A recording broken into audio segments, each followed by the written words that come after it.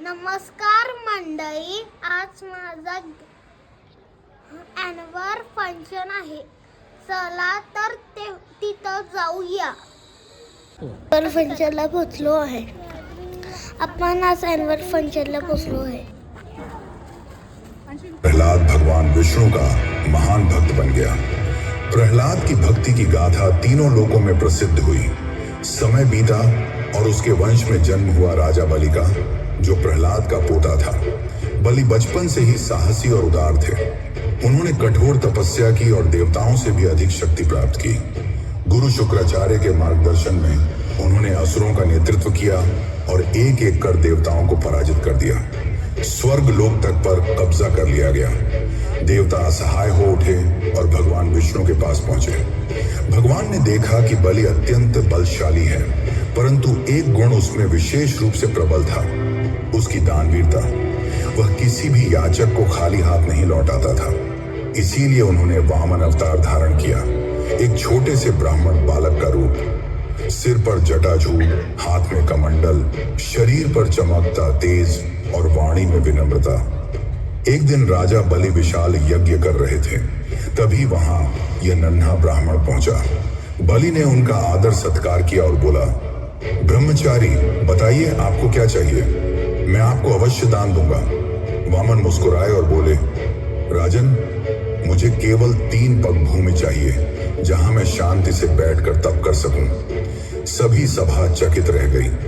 इतना महान दानवीर राजा और इतना छोटा सा दान। बलि ने हंसते हुए कहा, मुझे लगा था कि तुम स्वर्ण, गायों या कोई राज्य मांगोगे, लेकिन तुमने तो केवल 3 पग भूमि मांगी। इसे मैं अवश्य दूंगा। जैसे ही बलि ने संकल्प लिया, वही छोटा ब्राह्मण अचानक विराट हो उठा। उसका शरीर आकाश छू गया, सिर से ब्रह्मांड तक उसका प्रकाश फैल गया। ये थे स्वयं वामन विष्णु का त्रिविक्रम रूप। भगवान ने पहला पग बढ़ाया, पूरी पृथ्वी नाप ली। दूसरा पग बढ़ाया, पूरा आकाश माप लिया। अब तीसरे पग के लिए स्थान नहीं बचा। भगवान ने बलि की ओर देखा। बलि ने मुस्कुराकर अपना सिर झुका दिया और कहा, प्रभु, तीसरा पग आप मेरे मस्तक पर रख दीजिए। भगवान ने ऐसा ही किया और बलि को पाताल लोक भेज दिया। परंतु उनकी दानवीरता और सत्य निष्ठा से प्रसन्न होकर विष्णु ने उन्हें आशीर्वाद दिया, राजन, तुम पाताल लोक में भी राजा बनोगे और मैं स्वयं तुम्हारे द्वार पर सदैव पहरा दूंगा। यही कारण है कि आज भी लोग मानते हैं कि राजा बलि के द्वार पर स्वयं विष्णु वामन रूप में द्वारपाल बने खड़े हैं। दुकालं प्रणासी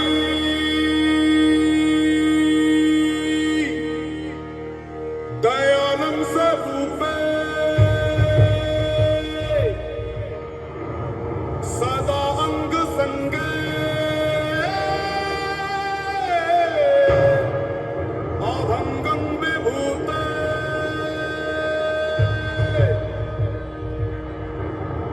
दुकालं प्रणासी दयालं स्वरूपे सदा अंग